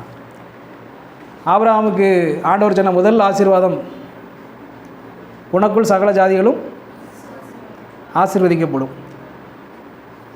ஆபிரகாமுக்கு மட்டும் ஆண்டவர் ஆசீர்வாதத்தை கொடுக்கல, ஆபிரகாமையே ஆண்டவர் ஆசீர்வாதமாக மாற்றுகிறார். ஆமாம், அப்படித்தான் கடவுள் நம்ம என்ன செய்கிறார்? ஆசீர்வாதமாகவே மாற்றுகிறார். மெய்யான ஆசீர்வாதம். ஆசீர்வாதமாகவே மாறுதல் என்றால் என்ன? இது ஆசீர்வதிக்கும் மனதோடு இருப்பது. எவ்வளவு ஆசீர்வாதம்! அவங்களுக்குள்ளே எப்போவுமே சந்தோஷமும் சமாதானமும் நிறைஞ்சிருக்கும். அதனால தான் நம்முடைய ஆண்டவராக இயேசு கிறிஸ்து சிலுவைக்கு போகும்போது சொன்னார், என்னுடைய சமாதானத்தை ஆண்டவரே உங்களை தான் கொல்ல போகிறாங்க, அதை பார்த்து நாங்களே பயந்துக்கிட்டு இருக்கோம், ஆனால் நீங்கள் என்ன சொல்கிறீங்க? அவர் சமாதானமாக தான் இருக்கிறார், பிதாவோடு சமாதானமாகத்தான் இருக்கிறார், அவர் ஆசீர்வாதமாக இருக்கிறார். ஓகே, நாம் ஜெபிக்கலாம். கர்த்தர் நாம் யாவரையும் ஒரு முழுமையான ஆசீர்வாதத்துக்குள், மெய்யான ஆசீர்வாதத்துக்குள் நடத்துவாராக. நாம் ஜெபித்து நிறைவு செய்வோம். ஜெபிப்போம். கிருபையுள்ள ஆண்டவரே, நீர் தந்த இந்த நேரத்திற்காக நன்றி செலுத்துகிறோம். கர்த்தாவே, ஒரு விசை நாங்கள் உம்முடைய வசனங்களை தியானிக்க கிருபை செய்தீர். மீண்டுமாய் உம்முடைய சத்தியங்களை நாங்கள் மறுபடியும் நினைவு கூற கிருபை செய்தீர். எங்களுக்குள் உறுதிப்படுத்தி கொள்ள கிருபை செய்தீர். அதற்காக நன்றி செலுத்துகிறோம்.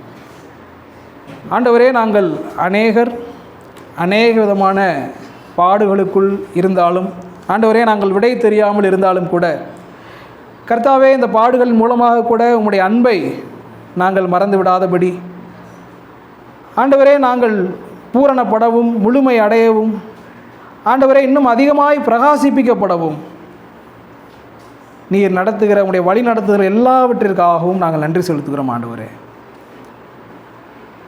அப்பா, நாங்கள் ஒரு வெற்றியுள்ள மதிகேடர்களைப் போல் இல்லாமல், ஆண்டவரே சத்தியத்தை அறியாதவர்களைப் போல இல்லாமல், ஆண்டவரே எங்களிடத்தில் எதுவும் இல்லை என்றாலும் உம்முடைய சத்தியத்தை நீர் எங்களுக்கு தந்திருக்கிறீரே, உம்மீது இந்த விசுவாசத்தையும் நம்பிக்கையும் நீர் எங்களுக்கு தந்திருக்கிறீரே, அதற்காக நாங்கள் நன்றி செலுத்துகிறோம். தொடர்ந்து ஆண்டவரே இப்படிப்பட்ட சத்தியத்தின் வெளிச்சத்திலே எங்களை ஆண்டவரே ஒவ்வொரு நாளும் நடத்தி வருகிறீரே, நன்றி செலுத்துகிறோம். ஒவ்வொரு சூழ்நிலைகளிலும் நீர் ஆண்டவரே உங்களுடைய சத்தியத்தை எங்களுக்கு புரிய வைக்கிறீரே, அதற்காக நாங்கள் நன்றி செலுத்துகிறோம். தொடர்ந்து ஆண்டவரே எங்களுடைய இருதயம், எங்களுடைய மனம் ஆண்டவரே ஒரு ஆசீர்வாதமான மனதாக மாறும்படி ஒவ்வொரு நாளும் உடைய ஆவியானவர் எங்களுக்குள் கிரியை செய்து வருகிறாரே, அதற்காக நன்றி செலுத்துகிறோம். ஆண்டவரே, நாங்கள் கேட்ட சத்தியத்தின்படி நாங்கள் ஒரு மெய்யான முழுமையான ஆசீர்வாதத்துக்குள் பிரவேசித்திட கர்த்தர் எங்கள் ஒவ்வொருவருக்கும் கிருபை செய்வீராக. ஆண்டவரே, எங்களுடைய கையின் பிரயாசங்கள், எங்களுடைய உழைப்புகள் யாவற்றையும் உடைய கரங்களில் ஒப்புக் கொடுக்கிறோம். நீர் தொடர்ந்து அதை பாதுகாத்து அருளும்.